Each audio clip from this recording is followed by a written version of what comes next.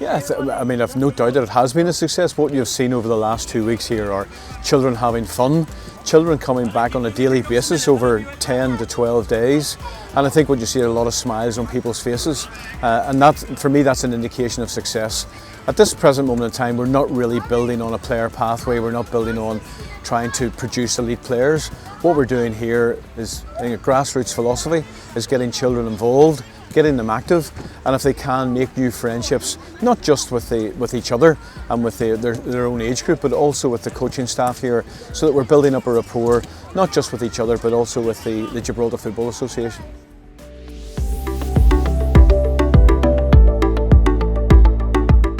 Yeah, we're very proud of that, because I think I've said in the past that I think with good planning comes good organisation. And we've spent a lot of time. I'm very grateful to the staff that we have here from Ariane. We also have Laura involved and our full-time staff with Jansen. So those three guys, along with myself, we've spent a lot of time, maybe behind the scenes that people don't realise. So going through the whole recruitment process and the registration process, planning our sessions, that's very important. And I think that planning in the past has led to the success that you see here now over the last 10 days.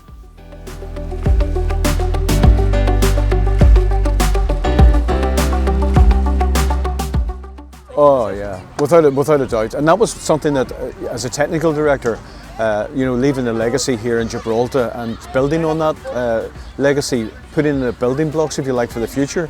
And part of that, of course, is, as you can see here, we have 25 staff working. Now, all 25 staff have been part of a recruitment process.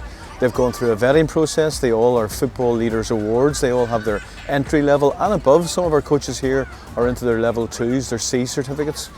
So they're all, if you like, football qualified. They've all attended safeguarding courses and they're all first aid trained. So for me, that recruitment process has been uppermost in our mind. Now, comes with that then we have the structure. And many children, in fact all children really, it's a bit like a school environment. If you have a structured environment that's well planned, then they enjoy themselves more. And I think you can see that. It's reflected in their faces, reflected in their activities that they're doing here. So that planning was very important. And what we did in addition to that was we created a workbook through 2 workshops with the staff that we recruited. So not just that we have planning through the administration, but also planning with our staff to let them know that we're here as a grassroots organisation and we're trying to get through that philosophy of having fun and children being in a safe, inclusive environment.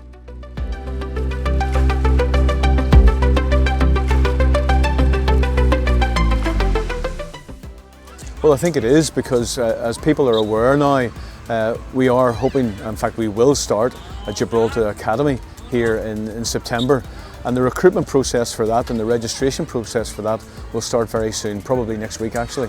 So I think it's all guns blazing for us. We used the summer camp as a little bit of a pilot scheme to see whether it would work for us. We've spent a lot of time and effort on our reception age group and our year 1. So that's the groups that we will be concentrating on.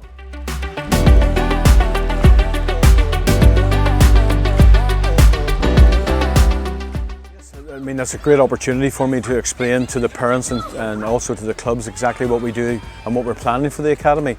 I mean, first of all, our theory is that we want children to have fun at that age group.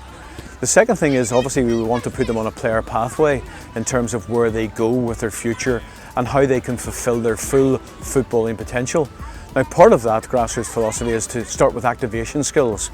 So really, okay, in the past we've called those warm-ups, but yeah, we're going to do some very different things, some very modern techniques in how we can plan and how we can get children to be activated and ready to play.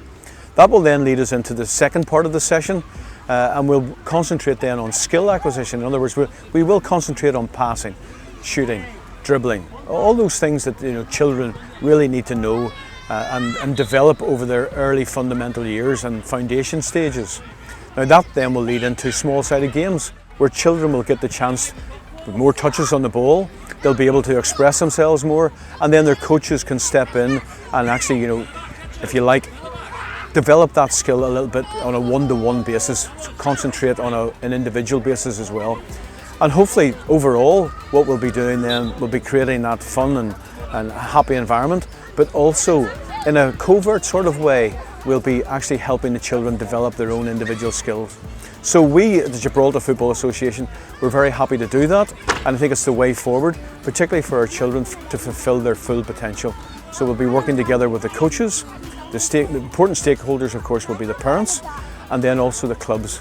And the clubs will have a very active part in what we do over the next 6 to 12 months. So yes, the Gibraltar Academy coming in September.